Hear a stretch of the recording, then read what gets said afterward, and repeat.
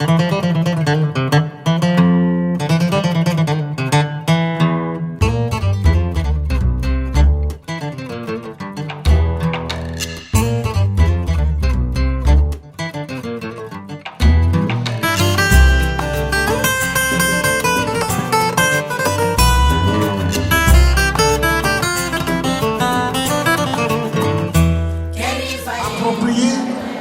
partie de la tâche, ou plutôt du rôle du griot aujourd'hui dans la société moderne.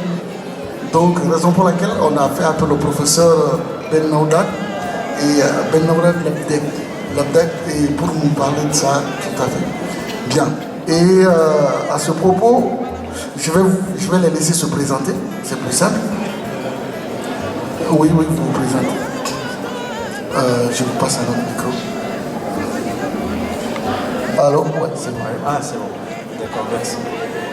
Bien, je suis Ben Aouda Lebdaï, donc je suis professeur à l'Université du Mans et j'étais auparavant professeur à l'Université d'Angers et je suis spécialiste des littératures africaines, francophones et anglophones.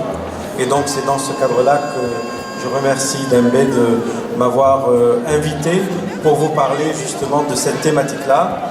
Voilà, vu qu'il y a beaucoup de Maliens, j'espère que je ne vais pas dire trop de bêtises, mais bon, on verra. Et puis surtout, on a à côté de nous ce superbe griot qui va, j'espère, confirmer ce que je vais vous dire.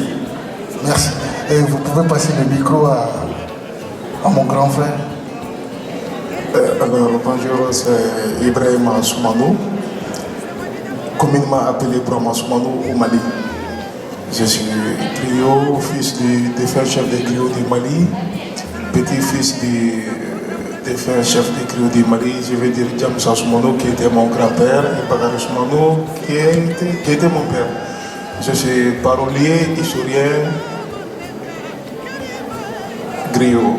Je suis également le porte-parole et griot particulier du chef coutumier de Bamako. Le facteur et médiateur de la cohésion sociale.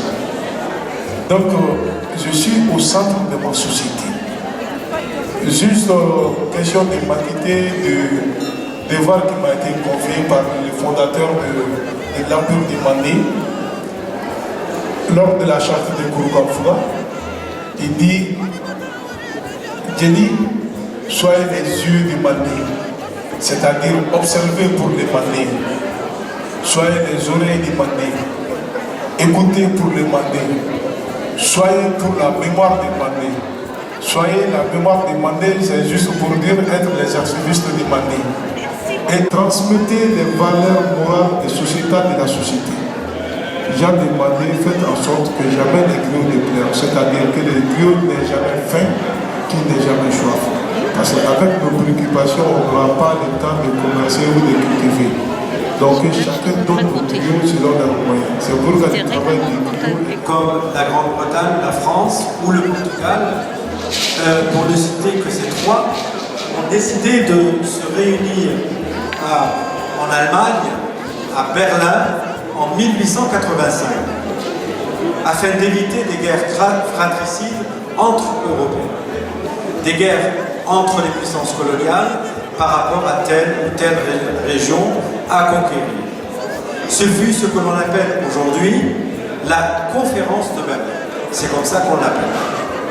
Donc le but de cette conférence était de procéder au partage du continent africain pour assurer une stabilité relationnelle entre puissances coloniales. Ce qui fut fait, mais cela n'a pas empêché la guerre, par exemple, en Afrique du Sud, la guerre anglo-bourre, à la fin du XIXe siècle, d'avoir lieu. Donc la conséquence de ce partage de l'Afrique est la création de trois grandes zones linguistiques. La zone francophone, la zone anglophone et la zone lusophone. Ceci explique les influences européennes majeures sur les plans culturels et surtout linguistiques au XXe siècle et en ce début du XXIe siècle.